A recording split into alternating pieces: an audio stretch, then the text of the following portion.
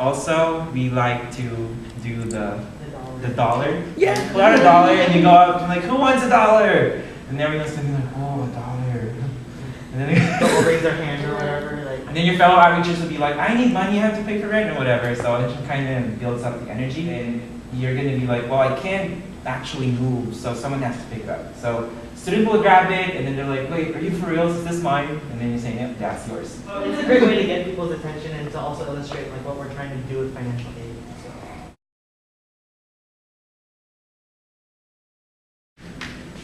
What does that stand for? Free application for financial student. It's for federal student aid. Cool. Dang. So you might want to write that down because it's a deep question. You also want to take down the website. It's fafsa.ed.gov. That website, I wish everyone can memorize.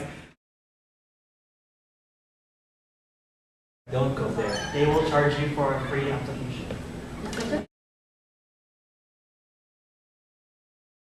If you don't apply for a FAFSA or you don't fill out a FAFSA, the university cannot give you any loans, any grants, any university scholarships, work study. Some scholarships even require that you file a FAFSA. So without that, that's like something that you really, really want to stress about. You can even go into sharing of like how you filled out your FAFSA. So let's say you apply for a FAFSA, the university gets it, you get into the university. Now, what types of aid can you receive? There's grants, loans, work study, scholarships. Wow. The first things first, grants. You can have a federal grant and a state grant. The federal grant is a Pell Grant, and then the state grants, Cal Grant A and Cal Grant B. You can also receive what we call university grants. That's coming from the university itself. All those are free money. You don't have to pay it back. It's money that goes towards your tuition or sometimes towards your educational expenses. The second type of aid that you can get is work study. So I'm personally work study, work at financial aid office. And so basically you want to emphasize that it's work and study at the same time. Usually students will be like, if you want to compare it with like working on a store or a restaurant, versus working on campus or off campus in a work study job. Usually employers of work study are more flexible because they know that you're a student first. So if you have a midterm, you would just have to tell them and then they'll have to they'll fix your schedule with you.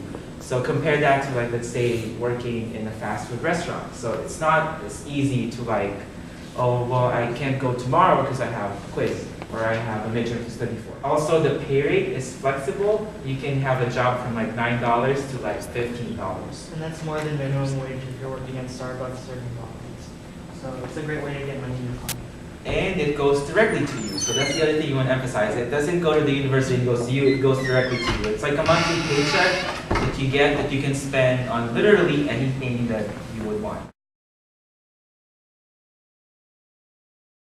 You would want to tell students that these are the types of aid that you can receive. Necessarily, it's sort of determined by your FAFSA. Yeah, and again, the key for that is to apply for a FAFSA. Cool. Third one is scholarships, outside aid that you can get from applying. Usually we tell students about fastweb.com. MySpace for scholarships. And you gotta emphasize it that there's thousands of scholarships out there for blonde-haired students or students with left-handed or students who's interested in scrapbooking or scholarships history. for women, scholarships for men. Oh wait, that's everyone. Yeah. And just sort of say, count it up and say, there's thousands and thousands and thousands of dollars that go untouched because people don't apply for scholarships. And again, you can go back to what you used in the beginning when you used that dollar. It's scholarships are something or money that doesn't just move and you have to take action. You have to take your own initiative to actually apply for it. And you can also say that, the personal statements that you use for applying to UCB, you can just tweak that up a little bit and actually use that as an essay for the scholarship itself. And you can repeat and reuse it because then, if you send it out to 5 scholarships, let's say you get all 5 of them. Wow, you just made a bunch of money for work that you've already done. So like that's a lot of money in the bank that you can get for free. And you know, even like let's say 3 hours of like writing an essay and 3 hours of working, or like 3 hours of like nap time. And let's say you get $9 per hour in working, so that's like $27 versus 3 hours of working in an essay, and Yeah, let's say you get like $500 scholarship. And you want to emphasize that if they need help, like reading the essays, we're here, we're available, we can help them. Okay? Make sure they chat it up with their There. career center, their college center, and ask the counselors, oh, are there any local scholarships, because the applicant pool is smaller and you're more likely to get that money. So the last one is loans. Usually we put this in the end because some students, have a bad connotation of what loans actually is.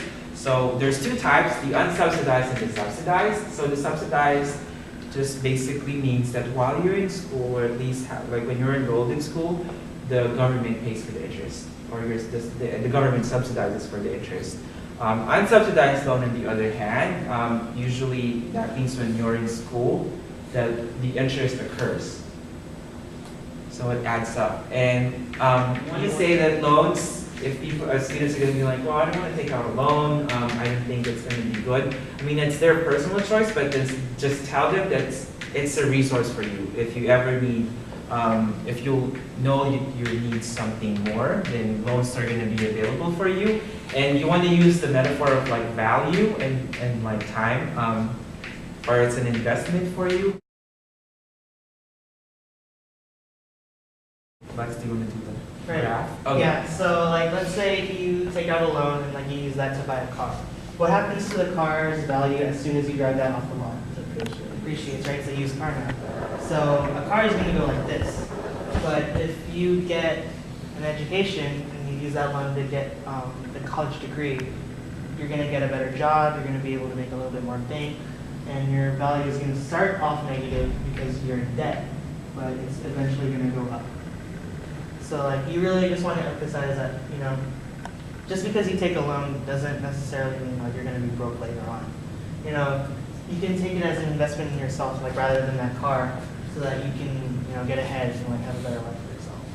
One thing that I want to emphasize is like, just empower the students and make sure that they know that, and this is something important, so I highly suggest you all write this down, and like when you present it, say it a bunch of times, that money shouldn't be the reason that you don't go to college. Like put that in all caps, like everywhere, like just make sure students know that like, just because college does cost a lot, you don't have to pay for it all by yourself. You've got all these different resources available to you, and money shouldn't be the reason you don't go to college. The students that you'll get, most of them, especially in SoCal, are veterans. If their father or their mother's veterans, they qualify for a fee waiver, for a tuition fee waiver, and sometimes we give them a stipend for educational expenses. The second one is AB 540 students. AB 540 students are students who are undocumented, or sometimes like they qualify for in-state tuition, but they do not qualify for federal or state grants. When a student goes up to you and then tells them, oh, I'm an AB 540 student, so I don't know if I can go to college, don't tell them right away, well, you don't qualify for A, or like, always make sure that you empower them and encourage them. When you get the resource for outreach, there's like 2 pages or a page dedicated for AB 540 students. Direct them to that right away, that there's actually resources available for them. If you need more information, or if you're like, I don't know what to tell her or him, always direct them to like, a senior outreacher or someone like an outreach. Or you can even try to, like if you feel that the college counselor, the contact will follow up with them, and just like direct them to them.